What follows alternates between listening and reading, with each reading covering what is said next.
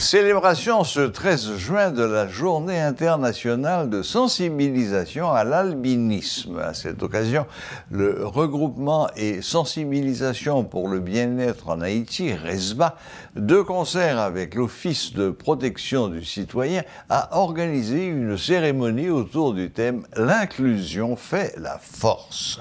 L'objectif de cette activité était d'attirer l'attention de la population sur le rôle et la place des personnes albinos dans la société et aussi la nécessité de poursuivre la lutte contre les discriminations.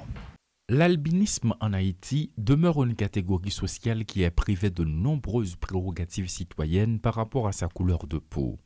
Albinos dans la rue, yo kon di ravette blanche, moun yo kon peur coller ensemble avec yo, yo pas vle et le tout yon albinos fait dans yon famille, ça kon rive que maman ensemble avec papa peur, parfois maman ti moun yo kon peur ba yo tété ou comprendre leur petit comme ça. Donc on capable dire que albinos yo a subi discrimination depuis la naissance yo. En province, yo dit que ti moun sa yo même yo c'est malédiction. Donc je dis li vraiment important pour nous pas seulement pour sensibiliser communauté mais sensibiliser toute famille sous question albinisme pour connaître que c'est une mutation génétique qui est héréditaire qui caractérise par une absence de mélanine et que moun qui albinos là doit joindre soin pour Paul régulièrement. Ce secteur qui regorge hommes, femmes et enfants lutte du bec aux ongles afin de retrouver ses droits inaliénables. D'habitude, là que nous allons dans l'institution, on ne pas recevoir nous. Parce que faut me dire que c'est vraiment pas facile. Là que nous allons dans l'institution, parfois, on ne pas recevoir nous, on quitte nous dehors, on ne pas recevoir nous. Et ça fait même dans des institutions internationales.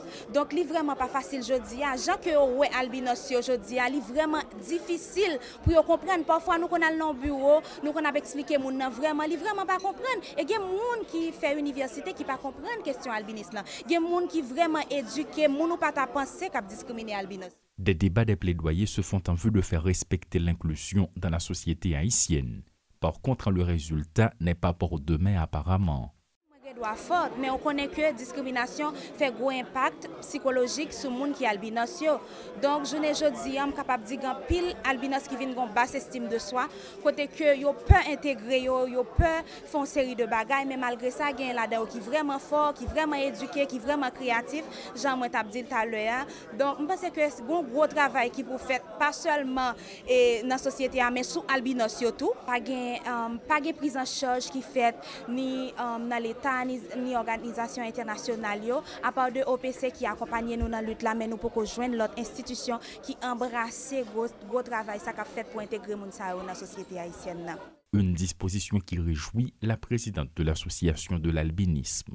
Albinos nous supposons faire de différence nos forces nos côté que pour nous gommer non seulement pour ti moun yo capable inclure dans la société parce que albinos yo cap venir ti moun yo pas doit subir discrimination même gens nous même nous te subir dans la société haïtienne parce que nous même parents nous pas comment pour te protéger nous mais jodi parents yo joindre ensemble avec RESBA pour apprendre yo connaître une série de bagages. La direction de l'OPC s'est engagée dans la lutte. L'État assumera ses responsabilités et les instances internationales joueront pleinement leur rôle envers la communauté des albinos. L'OPC veut profiter de l'occasion pour renouveler solennellement, publiquement, sa ferme volonté de travailler pour le respect, la protection, la mise en œuvre des droits des albinos dans le pays.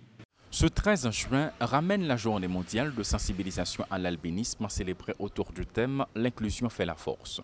Jusqu'à présent en Haïti, cette catégorie sociale ne jouit pas pleinement des droits fondamentaux de la personne humaine selon la présidente. Et c'est une situation qui doit interpeller de nombreuses organisations de défense des droits humains jusqu'aux plus hautes autorités étatiques selon les demandes faites par les différents intervenants. Paul Léel et Rodolphe Pierre-Louis pour Télémétropole.